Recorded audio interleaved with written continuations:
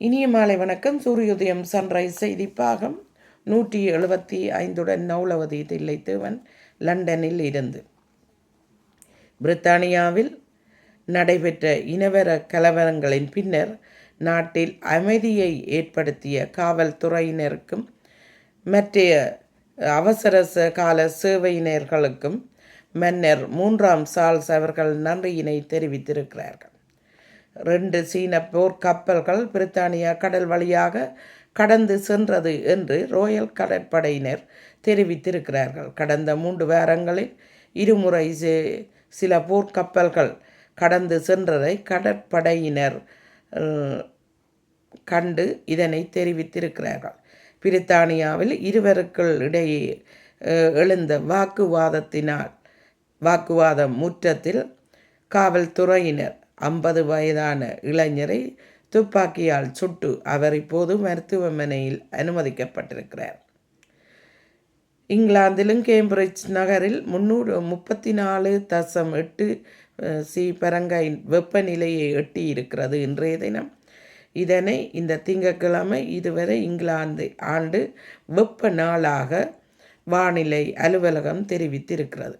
மத்திய பகுதி தெற்கு இங்கிலாந்து பகுதிகளில் இந்த வெப்பம் அதிகமாக இருந்ததாகவும் வடக்கே மழையுடன் கூடிய ஈரமான தொடக்கத்தை தான் அவர்கள் அனுபவித்திருந்தார்கள்.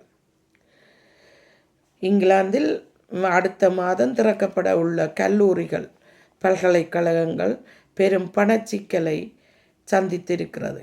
மோசமான சூழ்நிலை காரணமாக அவர்கள் அரசு இந்த பிரச்சனையில் தலையிட வேண்டும் என்று பல்கலைக்கழக துணைவேந்தர்கள் கோரிக்கை விடுத்துள்ளார்கள்.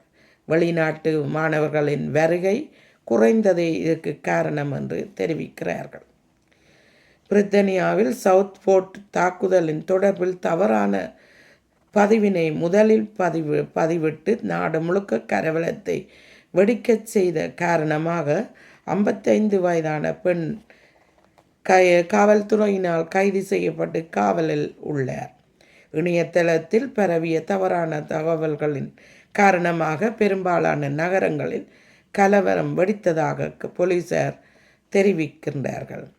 அமெரிக்காவைச் சேர்ந்த டேவிட் சட்ஸ் என்பவர் இங்கிலாந்தில் அதாவது லண்டனில் ஒரே நாளில் 15 கின்னஸ் உலக சாதனைகளை படைத்து மிரட்டியுள்ளார். இதுவரை அவர் 250 கின்னஸ் சாதனைகளை படைத்து மிரட்டியுள்ளார். இவருக்கு சீரியல் ராக்பர்ட் பிரேக்கர் என்று பட்டத்தை கொடுத்திருக்கிறார்கள். நன்றி, வணக்கம். மீண்டும் ஒரு செய்திகளுடன் மறுவாரம் வரும் வரை சந்திப்பவள் நௌலவதி தில்லைத்தேவன்.